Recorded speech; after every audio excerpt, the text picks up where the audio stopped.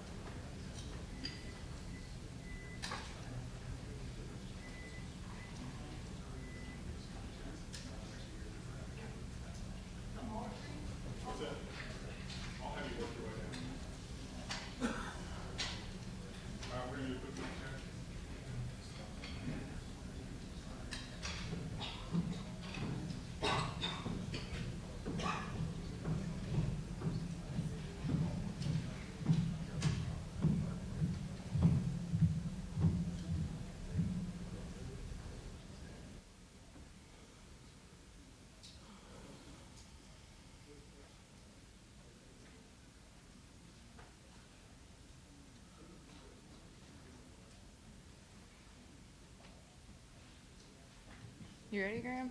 Yeah. Okay. 1, 2, 3, 4, 5, 6, 7, 8, 9, 10. 1, 2, 3, 4, 5, 6, 7, 8, 9, 10. 1, 2, 3, 4, 5, 6, 7, 8, 9, 10. 1, 2, 3, 4, 5, 6, 7, 8. This one?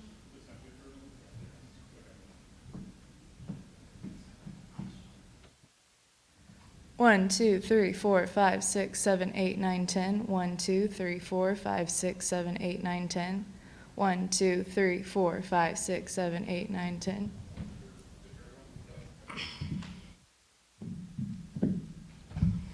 1, 2, 3, 4, 5, 6, 7, 8, 9, 10. 1, 2, 3, 4, 5, 6, 7, 8, 9, 10.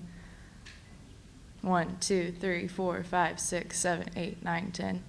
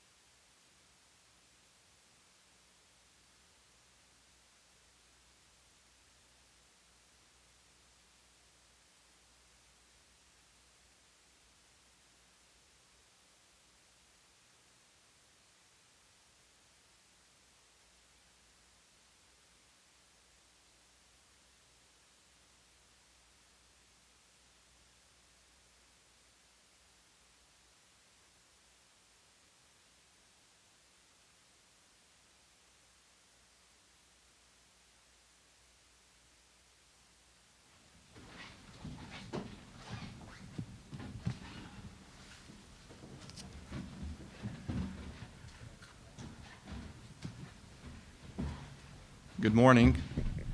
Thank you for being here. I'm Gary Schatt, and it's a tragic, painful day for Oklahoma State University and for the Cowboy basketball family. We're still in shock over what has happened, but we wanted to come together and provide you what details we do have, and also allow you to hear from Coach Brad Underwood and Mike Holder. So we will, they will each speak here in a few minutes, and then after they've both spoken, we'll take a few questions. We do want to provide, what details and facts we do have.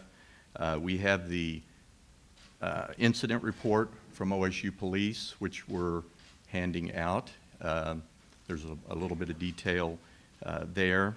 And then we also have a brief bio on Tyreek. As you know, he just arrived on campus July 5th, so he had just joined the basketball family. A final police report will not be available until an autopsy is done, which we understand the ME's office is probably going to begin that today, this afternoon, but it still may be several weeks before a final report is available. And so, and that will be public once the police investigation is over. And an investigation by the police is always required in an unexpected death. So they will complete their investigation. As far as practices during this time of year for basketball, basketball by the NCAA is allowed 8 hours of working with the team a week. 2 of that can be on the court. So it can be 2 on the court, 6 in strength and conditioning, or it can be all in strength and conditioning.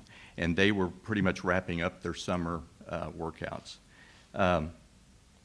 They were completing some workouts on the stairs yesterday, the football stadium stairs. That was the workout they were going through. When they were finished with those, Tyreek sat down. Did not appear to be struggling or was not in distress during the actual workout, but at the end he sat down at the top of the stairs.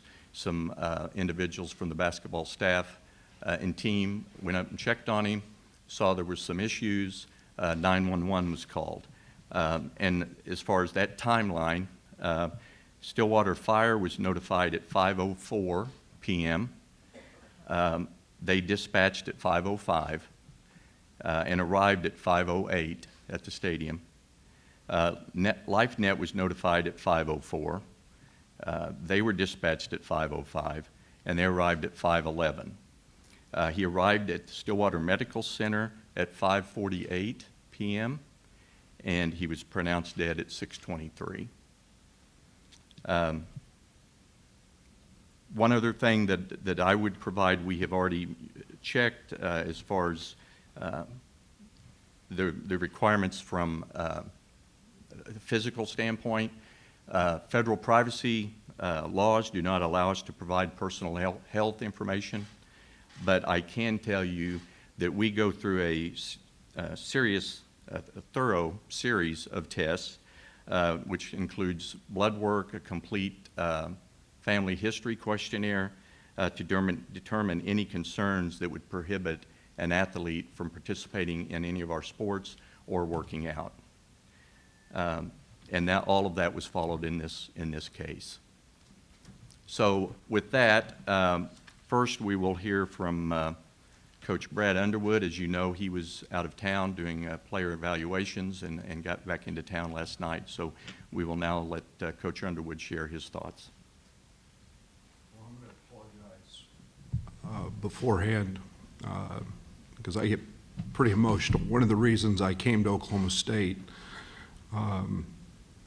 was because of the family atmosphere, because it fits and is very conducive to how we build a program. And there's no worse feeling than getting a call about one of your players that is like this. This is my 30th year as a coach, and I've never ever had to do this. So Ty was here 17 days He was a junior college transfer that was it's a great process in terms of his recruitment, because as soon as he got to campus, he fell in love with this place, and he fell in love with what we're about. We were in the get to know process with him as well, in terms of who he was as a person. It's well documented. He had signed with Ole Miss and was not allowed to due to some SEC rules, transfer rules, and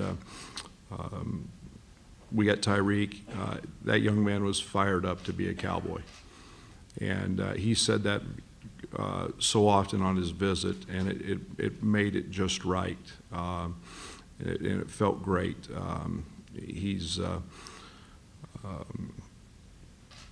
This is the hardest couple of days I've ever experienced in my coaching life, and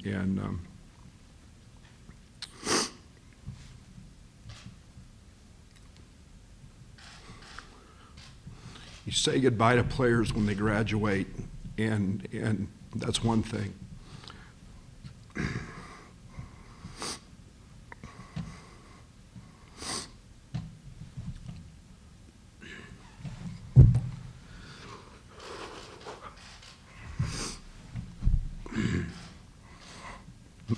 Making that phone call to a mother is there's no words. And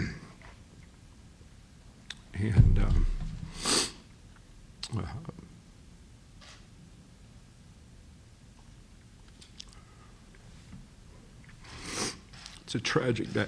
It's a sad, sad day. And 21-year-old young man that had his whole world in front of him. And I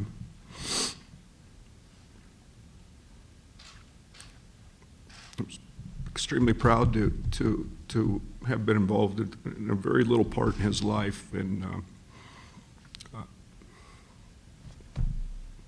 maybe I'm Thank you, Coach.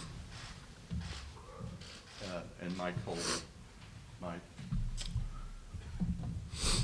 Yeah, I regret that we're all here together to talk about this. Obviously, I'm devastated. Coach Underwood's devastated. The whole OSU family, from the basketball program to the greater university, and dealing with this is not something that you're ever prepared for. If you're a parent losing a son or a daughter, that's not supposed to happen. It's supposed to be the reverse. This young man came in, blessed us with his talents, his hopes, his dreams, his aspirations, and our job was to work with him, coach him, cajole him, and do everything in our power to help those dreams come true and send him off into the world and change the world, be a husband, a father. It's not going to happen for Tyreek. And dreams are supposed to begin here. They're not supposed to end. Unfortunately, in this case, there's not a happy ending to this. We grieve for the family, his mother, extended family. I grieve for the basketball coaches and all the players. I mean, everybody's really doesn't know what to do about this. We're all shocked. Our university has a great support system. We got a lot of great people. From the top to the bottom, and graduates, and throughout the state of Oklahoma. We're blessed to be in the Big 12 Conference. I can't tell you how many people have reached out to me today to tell us how sorry they are and how they grieve for us. Got a text message last night from Sam Presti and the Oklahoma City Thunder. That's professional basketball, but we're all brothers in the game of athletics and all that it involves. I've heard other messages from other coaches and athletic directors in Division I. We're all in this together, and everybody understands the consequences of something like this. I appreciate all that support. I'm like everyone in here and everybody out there in the media and in the family. Number one, Tyreek's family, and then our basketball program. I've got a lot of questions about this, and how could it happen to us on our campus? It's never happened before, at least to my knowledge, and we certainly don't want to ever have it happen again. I don't have any answers today, and probably, as I said, the same questions you have are the ones in my mind as the guy in charge here where the buck stops. And at the appropriate time, we'll delve into this and try to come up with some answers. And at the very least we can do at this tragic moment in time is somehow, some way end up in a better place because of this. And with that, I'll close and turn it back over to Gary and see if we have any questions. Obviously, this was very difficult to turn around within 24 hours and ask Coach Underwood to talk about a family member. And so, but we really felt it was important to meet with you all and share our thoughts and try to answer what questions we can. But we really don't have a lot more information, but we will take a few questions. Were the players supervised? And was there medical personnel on hand? We have standard medical personnel that were there. We had I know that our strength and conditioning coach was there. One of our trainers was there. I'm confident, and I'm just speaking here without having been there, but that they were adequately hydrated. So we felt like we had adequate measures in place, but well, like I said, we'll re-examine everything we do. Yes, they're medical. I mean, one of the training staff was one of the first people to get to him. So certainly they're there on site when they're doing workouts such as this. If football has gotten away from working in extreme heat, why would anybody think there are benefits for any other athletes to work? When it's like this current heat wave? You know, it was obviously hot yesterday, and you know, in competitive athletics, you're always pushing. If you want to be great at something, you've got to push the envelope. So that's what conditioning is all about. I can't adequately address that question today about the heat. That's certainly one of the questions we'll ask, and we'll have a better answer than what I can give today down the road sometime.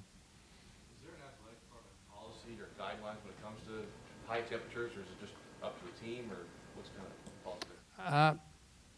I would say that it's more of a function of the strength and conditioning staff as a whole. I think I've got a lot of confidence in our staff here. Rob Glass on down. I've seen a lot of great things happen in there. Tell people all the time that the most compelling, the most I'm trying to get the right word, the most significant changes in a young athlete's life probably at this institution happen either in the academic center or in the weight room. I consider that weight room and strength and conditioning program the heart and soul of the heartbeat of our athletic program. So we take a lot of pride in it, and I'm confident in our staff. But we evaluate our operating procedures, our protocols on a daily basis. That's just part of coaching and athletics. You're always striving to get better.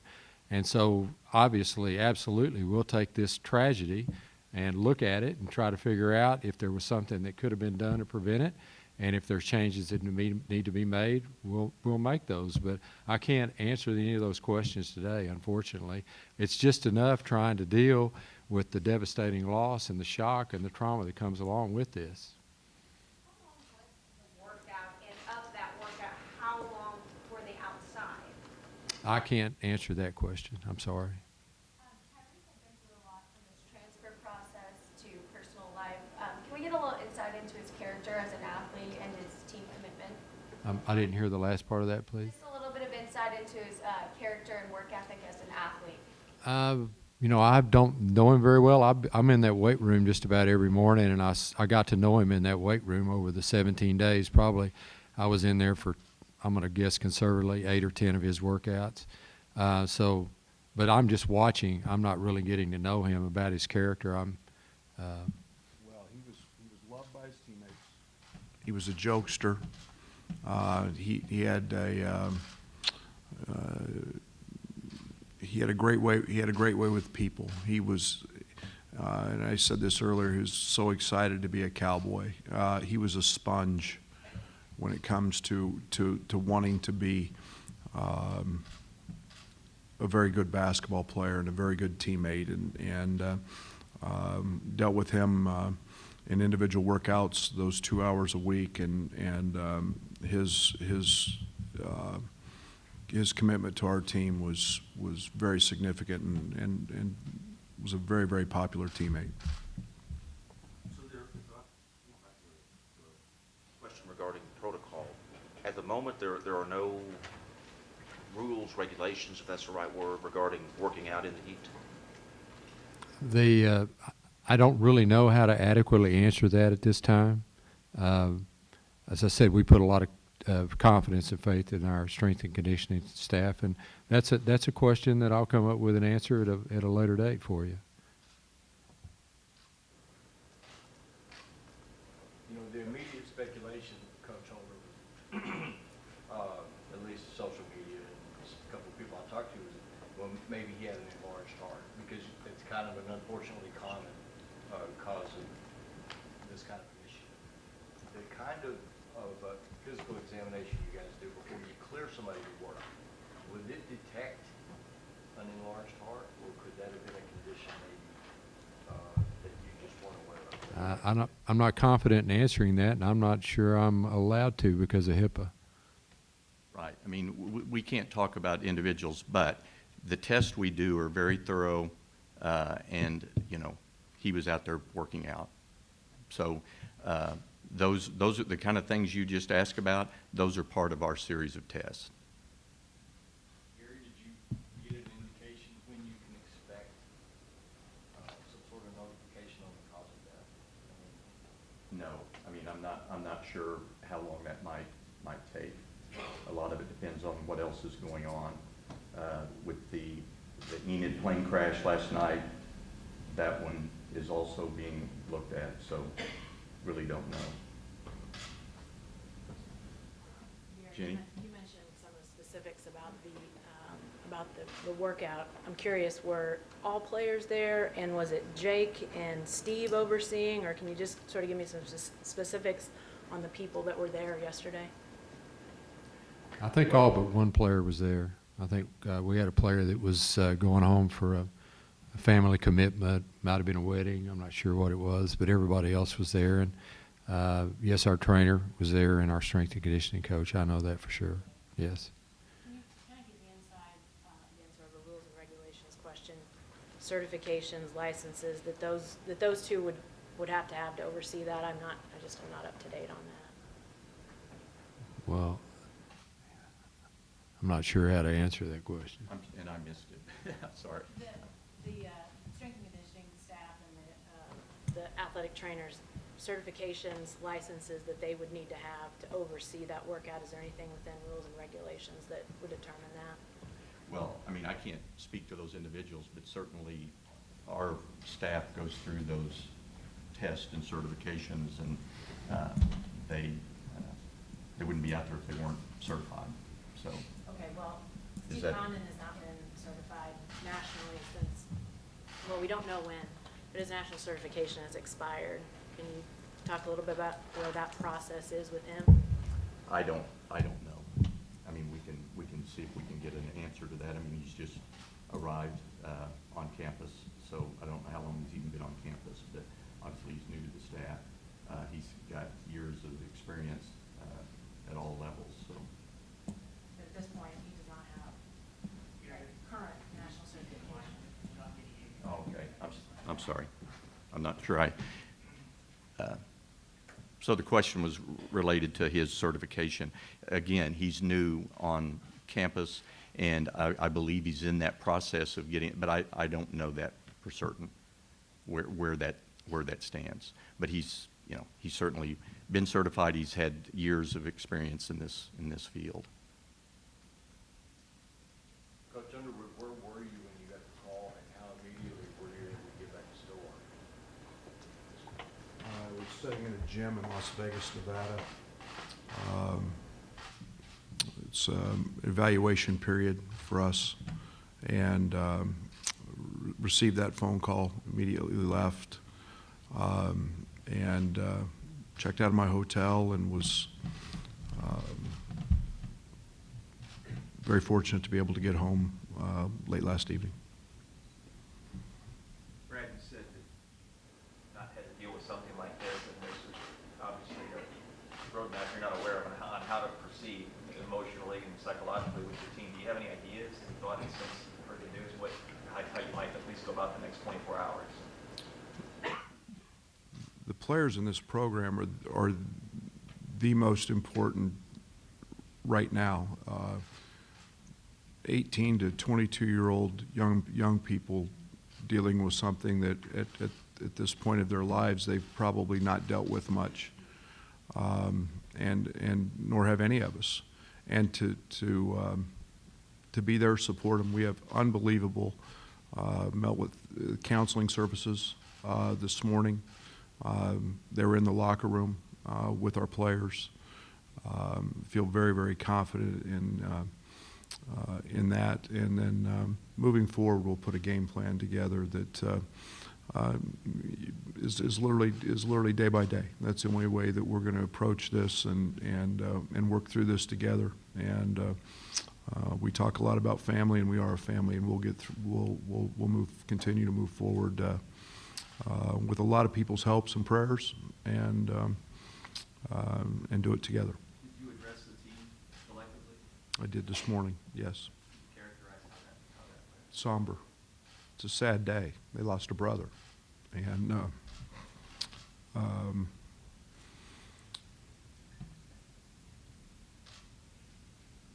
today's. I mean, there's no other way to say it. It was just. It was a very, very somber locker room, and they lost a brother who was extremely well liked, and a part of what they were striving to do, and in terms of building a successful unit, and it was quite somber.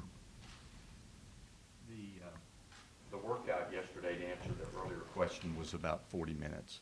It was a 40-minute workout, so they were completing that at the time. I think we'll take one more question. I think, does anybody have a final? Sure. You obviously weren't there to experience the heat in Stillwater when the workout was going on, but knowing the heat index was over 100 degrees while they were doing this workout, is it safe to do that kind of workout in that heat? Well, I think that as Coach Holder mentioned, we have tremendous faith in our staff and what the hydration that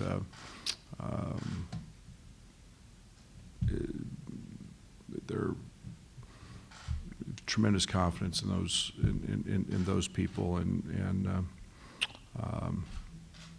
they're professionals at what they do. And Coach Underwood had mentioned to us that he's been doing outdoor workouts for 29 years. So he certainly, this isn't anything new as far as conditioning for the basketball team. Jenny, you were going to ask a question.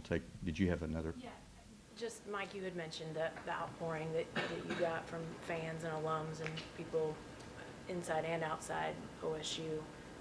Unfortunately, you've had to sit in this position in the wake of a tragedy several times. Is it almost unbelievable to again sort of find the OSU family going through this? I can't get my mind around it, especially our basketball programs. We had 2 plane crashes. Now we've had this. OSU athletics have been around a long time. I can't remember how many decades. Let's just round it off and guess at 90 years, 80 years. And we've never lost a brother. We've never lost an athlete. No one's ever had to deal with this. So I can't imagine anything more traumatic, more troubling, more devastating than what we're dealing with today.